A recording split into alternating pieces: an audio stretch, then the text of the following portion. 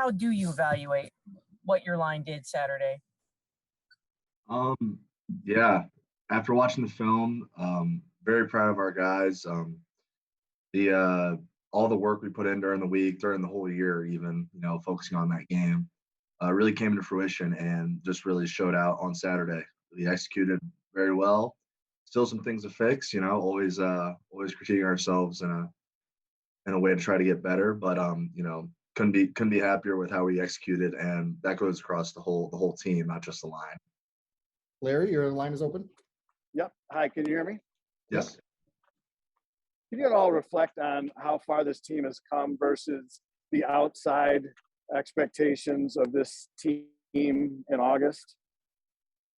Yeah, absolutely. I mean, there were a lot of noise outside, but I mean, on the inside, we trusted each other. We trusted the coaches, top down, just really stayed together and just tried to get as good as we can. And we've continued to do that the whole year. So, the goals are still out in front of us. We're have tremendous opportunity this weekend, and the goal for us right now is just keep preparing the same way we have been, with the utmost intensity and attention to detail. And that's just got to continue for the rest of this season, and hopefully as a legacy for all future Michigan teams. It's been a great bond, and great practices, great everything this year. And just that kind of speaks to our goals versus kind of like the outside talk and how we just wanted to go about executing that. Hey, Andrew, thanks a lot. Can you just kind of walk me through sort of the process of, I guess, coming down from such a euphoric win on Saturday, and what did you guys talk about in terms of kind of, focusing on this game ahead?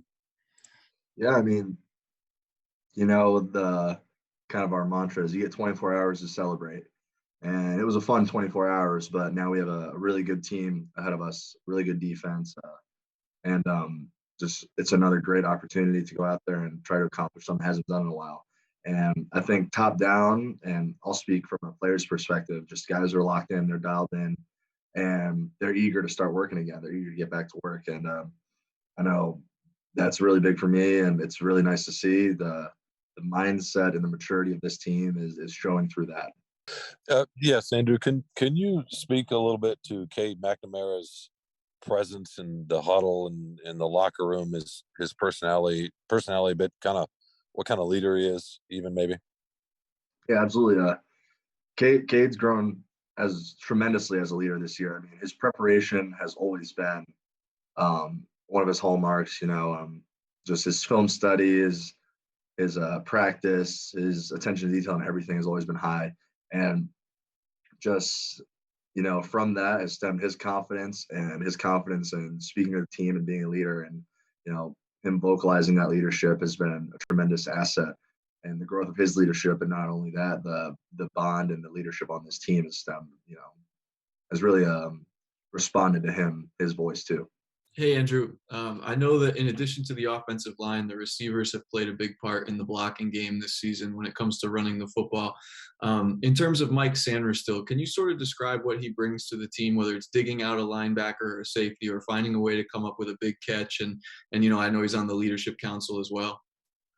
Yeah, I mean, as an offense as a whole and as a team as a whole, it's really whatever's called, whatever's asked of you, just do it to the best of your ability and just win your one-on-one matchup. And no one tries to do their job and tries to win their matchup with technique and, attention to detail and attitude more than Mikey. He, no matter what's asked of him, that guy's going to get after it. And he's a heck of a player, and he's a heck of a competitor, and he's a really good voice, a really good asset to this team, and a great leader and good friend.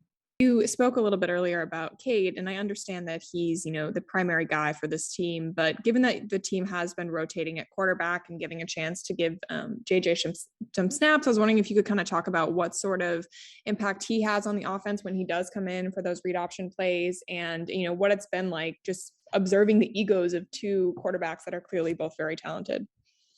Really not many egos, both confident guys, but not really much ego going on. But talk about a guy mature beyond his years. That's JJ, and he's a great asset to this team. He's going to be a great leader. Already shows great leadership qualities, and just those two playing off each other, feeding off each other's energy, learning from each other. It's fun to watch, and it kind of exemplifies what we try to do here, and just making each other better, iron sharpening iron.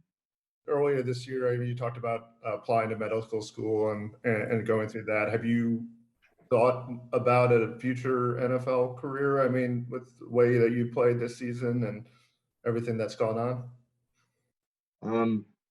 Honestly, I've just been focusing on this season. We're on one heck of a ride and living the moment.